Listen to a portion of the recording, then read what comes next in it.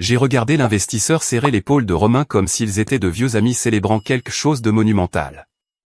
La poignée de main a duré trop longtemps. Le sourire était trop large.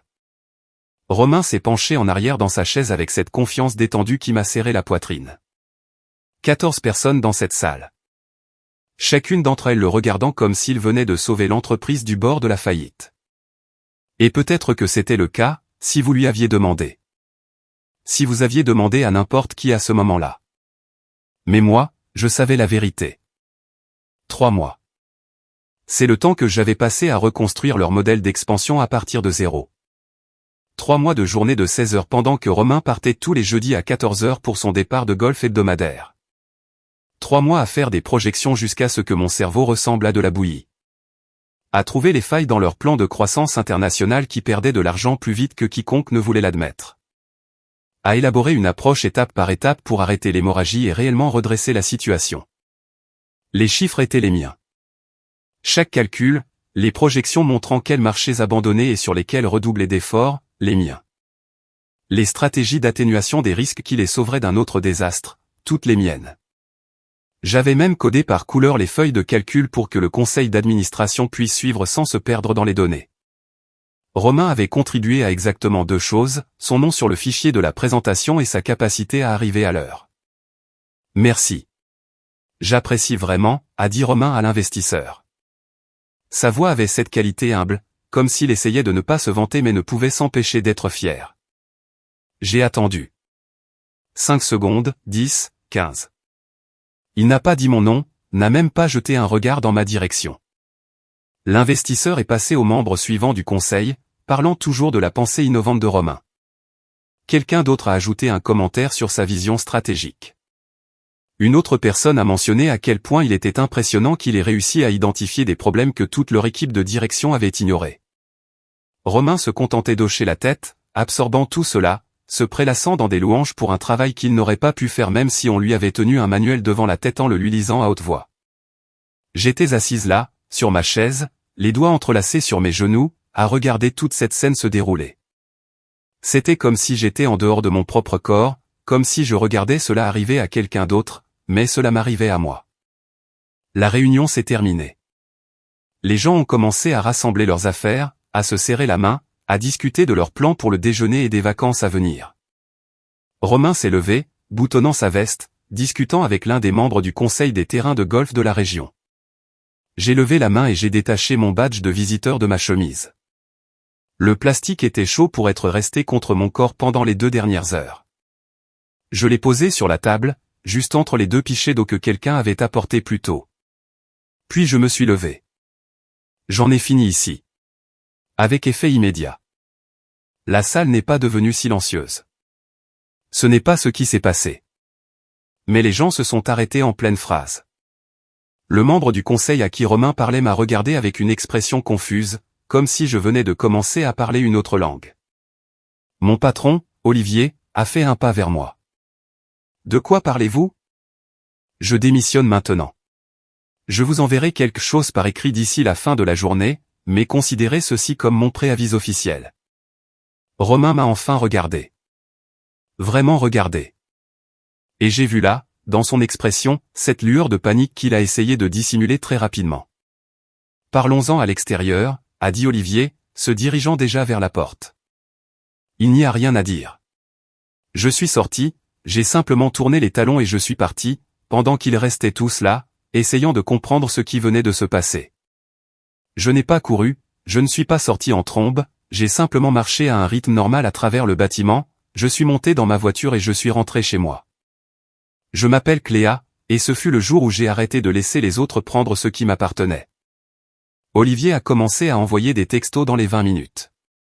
Puis les messages se sont transformés en appels. J'ai laissé les premiers aller sur la messagerie vocale, mais à la 17e tentative, j'ai décroché juste pour que ça s'arrête. Vous réagissez de manière excessive, a-t-il dit. Pas de « bonjour ». Pas de demande pour savoir si j'allais bien.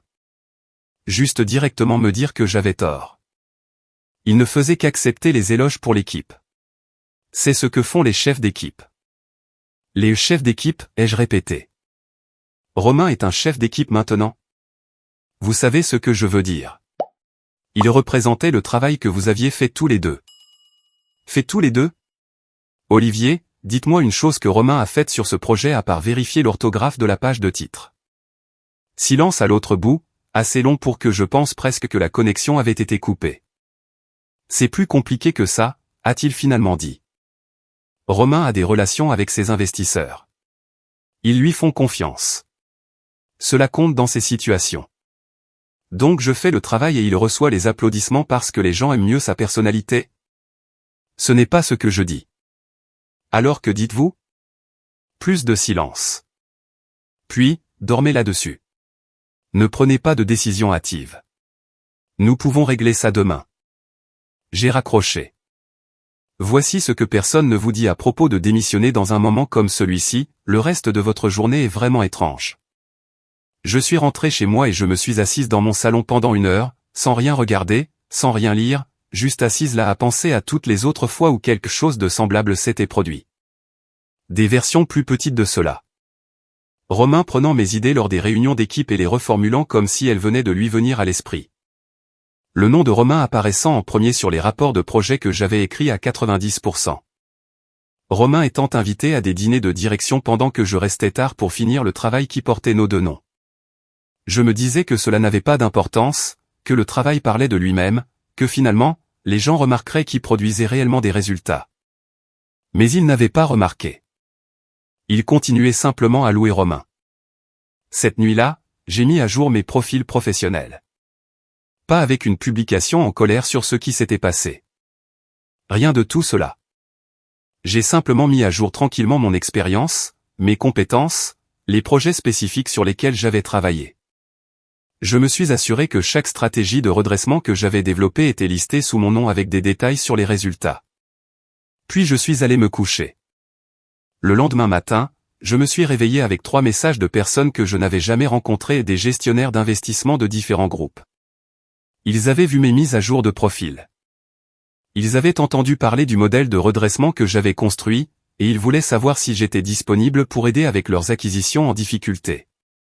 Au début, j'ai pensé qu'Olivier me les avait peut-être envoyés comme une sorte d'offrande de paix. Mais quand j'ai parlé au premier, il a mentionné qu'il essayait de me retrouver depuis des semaines après avoir entendu parler de mon travail par des contacts de l'industrie. Nous avons une situation similaire, m'a-t-il dit. Une entreprise qui s'est développée trop vite, qui brûle de l'argent sur les mauvais marchés. J'ai entendu dire que vous êtes la personne qui sait comment régler ce genre de problème. Où avez-vous entendu ça? Les gens parlent. Votre modèle circule dans nos cercles. Tout le monde veut savoir qui l'a construit. Pas le nom de Romain. Le mien. Avant de continuer, merci d'écouter mon histoire. Cela signifie tout pour moi de vous avoir ici. Si vous écoutez pendant vos trajets, au travail, ou simplement en prenant un moment pour vous, je vous vois. Laissez un commentaire et dites-moi d'où vous écoutez. J'adorerais savoir où vous êtes dans le monde. Maintenant, revenons à l'histoire. À la fin de cette première semaine, j'avais 7 groupes d'investissement différents qui me demandaient de les consulter sur leur portefeuille défaillant. Ils ne voulaient pas quelqu'un pour simplement rafistoler les problèmes, ils voulaient quelqu'un qui pouvait regarder une stratégie d'expansion défaillante et la reconstruire de fond en comble. C'était ma spécialité, la chose dans laquelle j'étais devenu experte au fil des années à réparer les erreurs des autres. J'ai commencé à dire oui. Un projet à la fois au début, puis 2 en même temps, puis 5. Le travail était intense, mais d'une manière différente d'avant. Au lieu de passer des mois sur un seul projet pendant que quelqu'un d'autre en recevait les lauriers, je passais des semaines sur chacun, étant payé ce que j'aurais dû gagner en 1 an, et étant remercié par les vrais décideurs qui savaient exactement qui avait fait le travail. Olivier continuait d'essayer de me joindre, moins fréquemment à mesure que les jours passaient. Mais il envoyait encore des messages demandant si je reconsidérerais ma décision, disant qu'ils avaient vraiment besoin de moi, que les choses n'étaient plus les mêmes sans moi. Je n'ai pas répondu. Romain a essayé exactement une fois, un seul message texte qui disait « J'espère qu'il n'y a pas de rancune. Tu es vraiment talentueuse et je suis sûr que tu feras de grandes choses. » J'ai bloqué son numéro. 6 semaines après avoir quitté cette réunion d'investisseurs, ma situation avait complètement changé. Je travaillais avec 11 portefeuilles d'investissement différents, gagnant plus d'argent que je n'aurais cru possible, étant reconnu par mon nom quand j'entrais dans les réunions. Les gens écoutaient quand je parlais. Personne ne m'interrompait pour reformuler ce que je venais de dire. Le nom de personne n'apparaissait sur mon travail, sauf le mien. Et puis le nom d'Olivier est apparu à nouveau sur mon téléphone. À une heure différente de la journée, cette fois tard un mardi soir. J'ai failli ne pas décrocher, mais quelque chose a piqué ma curiosité. Nous avons besoin d'aide. Sa voix semblait tendue, fatiguée. L'expansion est en train de subir une hémorragie financière, pire qu'avant. Le conseil veut que vous reveniez. Donnez votre prix. J'ai laissé cela en suspens un moment, l'imaginant dans son bureau, probablement en train de faire les 100 pas, probablement désespéré. Qu'est-il arrivé à votre brillant stratège, ai-je demandé. La pause qui a suivi m'a tout dit. Il n'a pas pu reproduire les résultats. Reproduire? C'est un choix de mots intéressant. Olivier, écoutez, je sais comment cela apparaît. Vraiment? Parce que de mon point de vue, il semble que Romain ait reçu les applaudissements pour un travail qu'il ne pouvait pas réellement faire, et maintenant vous êtes en difficulté parce que vous l'avez cru. Les investisseurs se retirent. Ils demandent spécifiquement après vous. Ils veulent savoir pourquoi vous ne dirigez pas la mise en œuvre. Bien sûr qu'ils le faisaient, parce que les investisseurs ne sont pas stupides. Ils peuvent faire la différence entre quelqu'un qui comprend la stratégie et quelqu'un qui ne fait que la présenter. Parce qu'il ne l'a pas créée, ai-je dit. C'est pour ça qu'il n'a pas pu reproduire les résultats. On ne peut pas reproduire quelque chose que l'on n'a jamais compris au départ. Olivier a émis un son, mi-soupir, mi-gémissement. S'il vous plaît. Nous sommes en train de tout perdre. Le conseil panique. On me dit de régler ça ou ils vont faire le ménage. Votre modèle était censé nous sauver, mais sans vous ici pour le mettre en œuvre, il s'effondre. Mon modèle va bien. Votre exécution est le problème. Alors revenez et exécutez-le. Tout ce que vous voulez, quoi qu'il en coûte. Je me suis assise sur mon canapé, le téléphone collé à l'oreille, pensant à toutes ces fois où j'avais regardé Romain être loué pour mon travail. Toutes ces fois où j'avais ravalé ma frustration et je m'étais dit de simplement garder la tête baissée et de produire de bons résultats, que finalement, quelqu'un remarquerait. Je consulterai, ai-je dit, mais je ne reviendrai pas en tant qu'employé. Je travaille pour moi maintenant. Bien, peu importe. Donnez vos conditions. 4 fois mon ancien salaire. Et c'est le tarif de consultation, pas annuel. Vous me payez ce que je vaux maintenant, pas ce que vous aviez décidé que je valais avant. Je l'ai entendu expirer. Fait. Autre chose? Oui. Je présente directement au conseil et aux investisseurs. Pas d'intermédiaire, pas de manager, pas de nom de quelqu'un d'autre sur mon travail. Juste le mien. Bien sûr, absolument. Et Romain sera assis dans cette salle pendant que je le fais. Silence. Olivier, vous m'avez entendu? Je vous ai entendu. Je ne comprends simplement pas pourquoi c'est nécessaire. Parce que je veux qu'il regarde pendant que j'explique chaque chose qu'il a revendiquée comme sienne. Chaque point de décision pour lequel il a reçu des applaudissements, chaque calcul qu'il n'a pas pu reproduire. Je veux qu'il soit assis là pendant que les mêmes personnes qui l'ont loué réalisent exactement ce qui s'est passé. Cela semble. C'est la condition. Prenez-la où je raccroche et vous vous débrouillerez vous-même. Plus de silence. Puis, je vais faire en sorte que cela se produise. Nous avons fixé la réunion pour 2 semaines plus tard. Cela me donnait le temps de terminer mes projets en cours et de me préparer à ce qui allait arriver. Ces 2 semaines ont semblé plus longues que les 6 précédentes combinées. Je continuais à travailler avec mes autres clients, à bâtir ma réputation, mais une partie de mon cerveau planifiait déjà ce que je dirais dans cette salle, comment je leur expliquerais la stratégie d'une manière qui rendrait parfaitement clair qu'il avait construite. Je n'étais pas exactement nerveuse, plutôt concentrée, de la manière dont on se sent avant quelque chose d'important que l'on sait pouvoir gérer. La nuit avant la réunion, je n'ai pas pu dormir. Pas à cause de l'anxiété, mais de l'anticipation. Je suis resté allongé dans le noir en pensant au visage de Romain quand les investisseurs l'avaient loué. Cette confiance détendue, cette acceptation facile d'une reconnaissance qu'il n'avait pas méritée. Demain, cela allait changer. Je suis arrivé 15 minutes en avance. Le bâtiment avait la même apparence qu'il y a 6 semaines, mais y entrer était complètement différent. La dernière fois, j'étais une employée, espérant que quelqu'un remarquerait mon travail.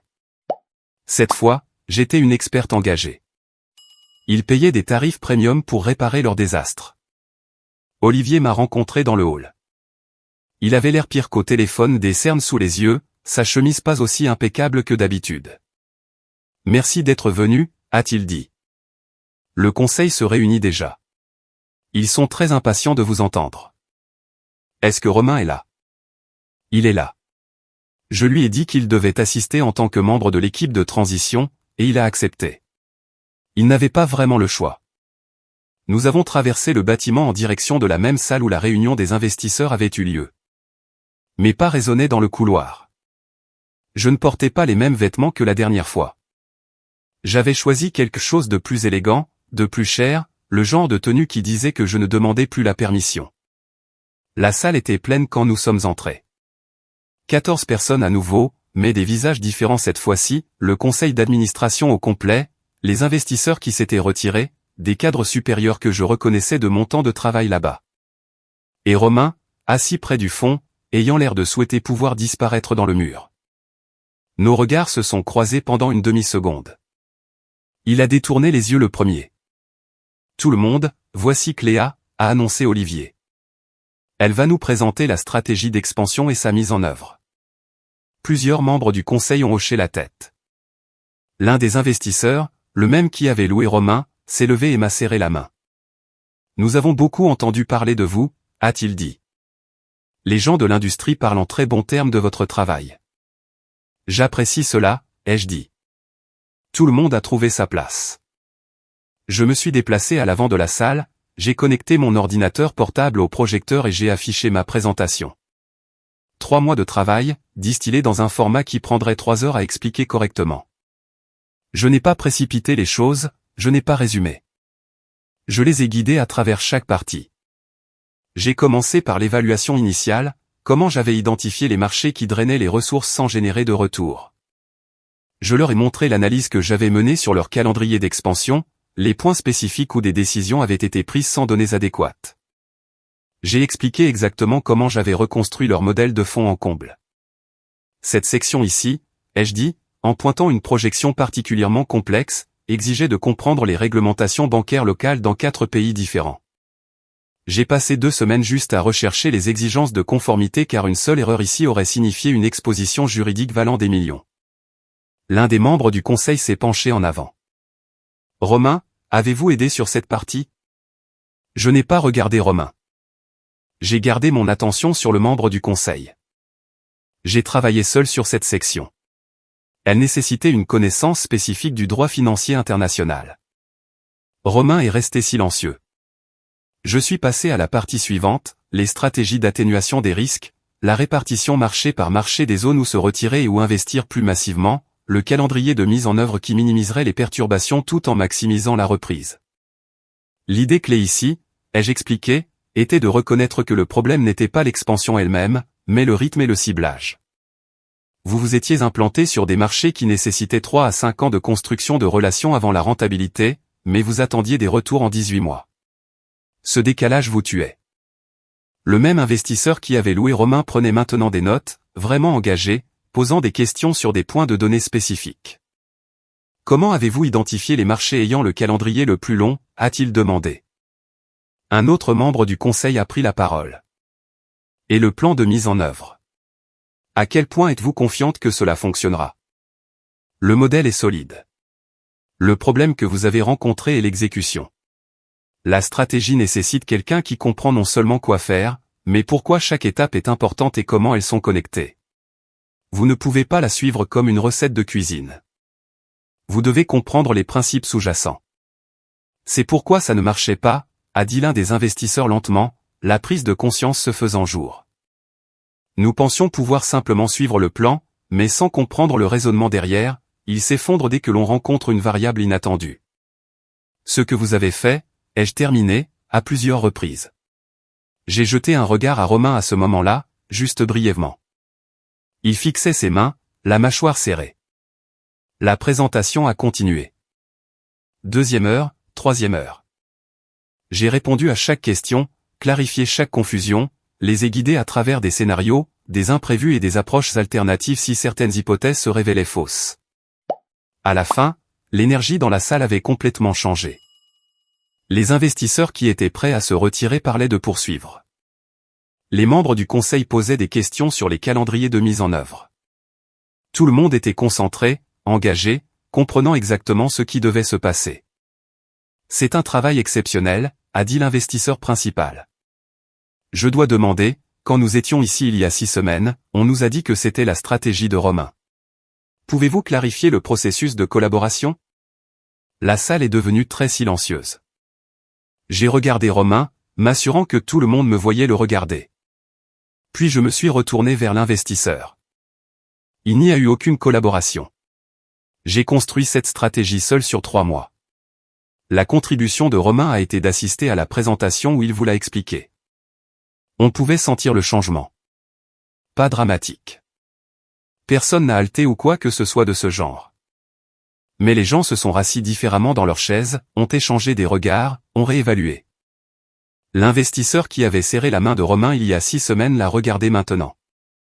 Est-ce exact? Romain a ouvert la bouche, l'a refermée, l'a rouverte. Je veux dire, nous avons travaillé en équipe. Répondez à la question, a dit l'un des membres du conseil. Avez-vous développé cette stratégie? J'étais impliqué dans le projet. Ce n'est pas ce que j'ai demandé. Le silence s'est étiré. Le visage de Romain était devenu rouge. Pas de colère, de gêne. D'être acculé devant des gens dont il avait emprunté le respect sans le mériter. Non, a-t-il finalement dit. Je ne l'ai pas développé. Personne n'a rien dit pendant un moment. Puis Olivier s'est raclé la gorge. Romain, je pense que nous devons avoir une conversation séparée à ce sujet. Je pense que nous devons tous avoir cette conversation, a dit l'investisseur principal. Son ton n'était pas en colère, juste factuel, comme s'il recalculait tout ce qu'il pensait savoir. Nous avons pris des décisions d'investissement basées sur notre évaluation des capacités de votre équipe de direction. Si cette évaluation était inexacte, nous devons comprendre pourquoi. Romain s'est agité sur son siège. Je n'ai jamais dit que je l'avais créé moi-même. Vous avez tous simplement supposé. Vous en avez accepté les louanges, ai-je interrompu, en gardant ma voix calme. Quand cet investisseur vous a dit que c'était un excellent travail, vous l'avez remercié. Vous ne l'avez pas corrigé. Vous n'avez pas mentionné mon nom. Vous avez laissé tout le monde dans cette salle croire que vous aviez fait quelque chose que vous n'aviez pas fait. C'était un effort d'équipe. Arrêtez de dire ça, l'a coupé un des membres du conseil. Une femme plus âgée, aux yeux perçants. Nous en avons assez entendu. Cléa, parlons de la mise en œuvre. De quoi avez-vous besoin de notre part? J'ai passé les 30 minutes suivantes à décrire exactement ce qui devait se passer, quel marché quitter en premier, quelles équipes nécessitaient une restructuration, comment communiquer les changements au personnel local sans provoquer de panique. Quels indicateurs suivre chaque semaine par rapport à chaque mois, qui devait prendre quelle décision. Ils ont écouté, vraiment écouté, posé des questions intelligentes, pris des notes. Romain est resté assis là tout le temps, sans contribuer, sans parler à moins d'être directement interpellé, ce qui n'a pas été le cas. Quand la réunion s'est finalement terminée, les gens sont venus me remercier individuellement, m'ont serré la main, m'ont dit qu'ils étaient soulagés de m'avoir impliqué, m'ont demandé quand je pouvais commencer le processus de mise en œuvre. Romain est parti sans dire au revoir à personne. Olivier m'a rattrapé alors que je rangeais mon ordinateur portable. C'était intense, a-t-il dit. C'était honnête. Je sais, et vous avez raison sur tout. Il s'est frotté le front. J'aurais dû faire plus attention à qui faisait réellement le travail. Je me suis laissé tromper par les apparences. Oui, c'est vrai. Nous allons faire des changements. Romain est transféré à un autre poste. Quelque chose où il ne pourra pas s'attribuer le travail des autres. C'est votre décision. Je suis juste ici pour régler le problème de l'expansion. N'empêche, je veux que vous sachiez que nous prenons cela au sérieux. J'ai fermé la fermeture éclair de mon sac d'ordinateur. Bien. Envoyez-moi le calendrier de mise en œuvre et je construirai le plan semaine par semaine. Nous commençons dans 3 jours. Au cours des 8 semaines suivantes, j'ai travaillé avec eux sur l'exécution, non pas en tant qu'employé, mais en tant qu'experte indépendante qu'ils payaient à des tarifs premium pour y avoir accès. Je venais 2 fois par semaine, rencontrais les équipes concernées, vérifiais les progrès et ajustais les stratégies lorsque les variables du monde réel se révélaient différentes des projections. Le redressement a commencé à montrer des résultats en 1 mois. Les marchés qu'ils avaient quittés ont cessé de drainer des ressources, les marchés sur lesquels ils ont redoublé d'efforts ont commencé à générer les retours que j'avais projetés. Les investisseurs ont cessé de parler de se retirer et ont commencé à parler d'investissements supplémentaires. Romain, pendant ce temps, a été transféré dans une autre division, quelque chose en rapport avec les opérations internes où il aurait des livrables clairs et aucune possibilité de s'approprier le travail collaboratif. J'ai entendu par des gens qui y travaillaient encore qu'il avait demandé un transfert dans une autre ville dans les 4 mois. Il ne supportait pas de voir l'entreprise se redresser en utilisant une stratégie que tout le monde savait maintenant qu'il n'avait pas créée.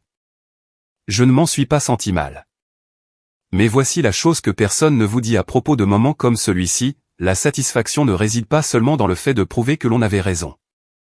Elle réside dans le fait de construire quelque chose qui dure au-delà de la confrontation. Parce que pendant que je mettais en œuvre le redressement pour mon ancienne entreprise, mon autre travail de consultation continuait de croître.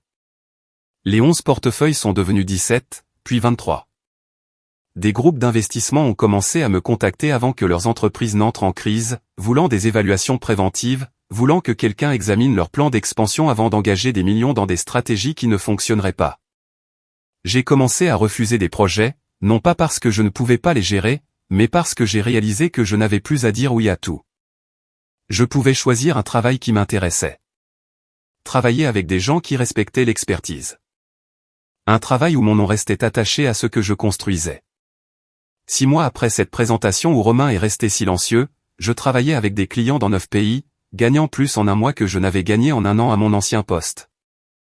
Étant invité à prendre la parole lors d'événements de l'industrie sur les stratégies de redressement et les modèles d'expansion internationale. Les gens connaissaient mon nom maintenant. Quand j'entrais dans les réunions, ils savaient exactement qui j'étais et pourquoi j'étais là. Et Romain ?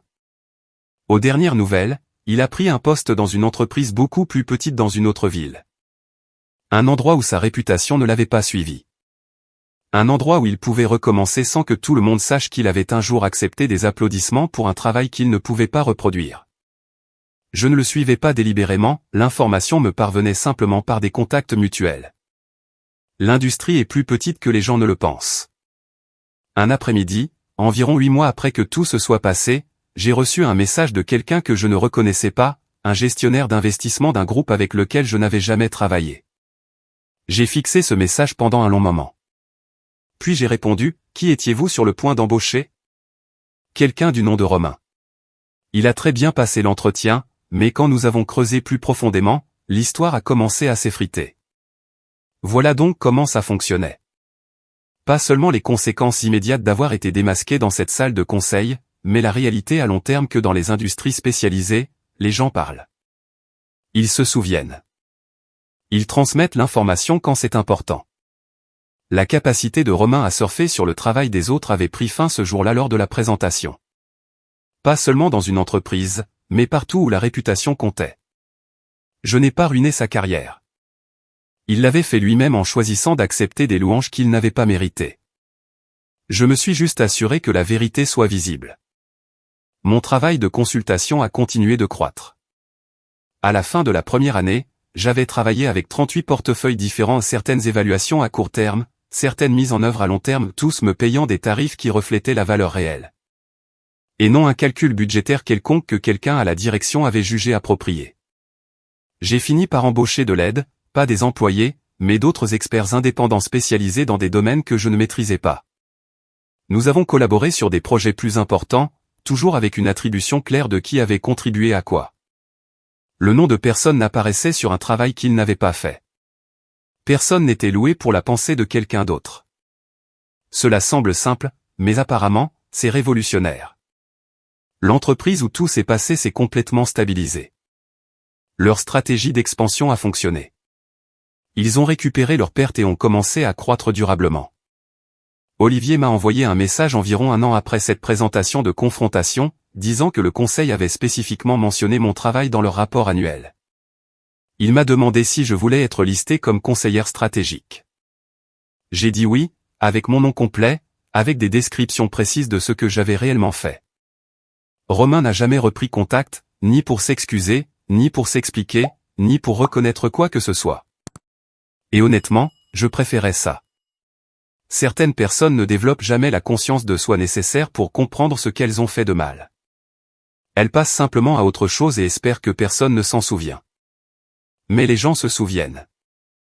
2 ans après avoir quitté cette réunion d'investisseurs, je faisais une présentation principale lors d'un grand événement de l'industrie, parlant de stratégie de redressement et de modèles de croissance durable. 700 personnes dans le public.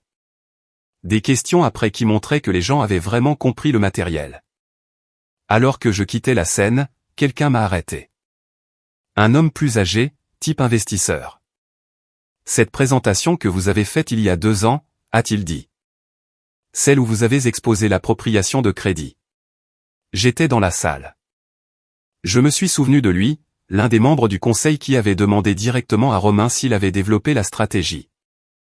Je voulais vous dire quelque chose, a-t-il continué. Après cette réunion, notre conseil a mis en place de nouvelles politiques sur l'attribution et la reconnaissance. Nous exigeons maintenant des registres de contributions détaillés sur les projets majeurs. Nous vérifions les affirmations lors des présentations. Ce que vous avez fait a changé notre façon de fonctionner. C'est bien, ai-je dit. C'est vraiment bien.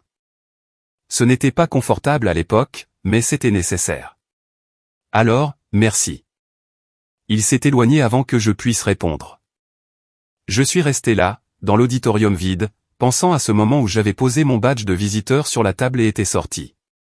Comment j'avais eu l'impression de détruire quelque chose que j'avais construit. Comment je n'avais pas su ce qui allait suivre. Mais ce qui a suivi était mieux. Pas plus facile, mieux. Plus honnête, plus durable, plus à moi. 3 ans plus tard, mon cabinet de conseil était suffisamment établi pour que je puisse me permettre d'être sélective. J'ai accepté des projets qui me mettaient au défi, j'ai refusé du travail qui me semblait répétitif, et j'ai commencé à mentorer de jeunes professionnels qui faisaient face à des situations similaires d'appropriation de crédit, les aidant à documenter leur travail et à se défendre. Certains d'entre eux m'ont demandé s'ils devaient démissionner comme je l'avais fait.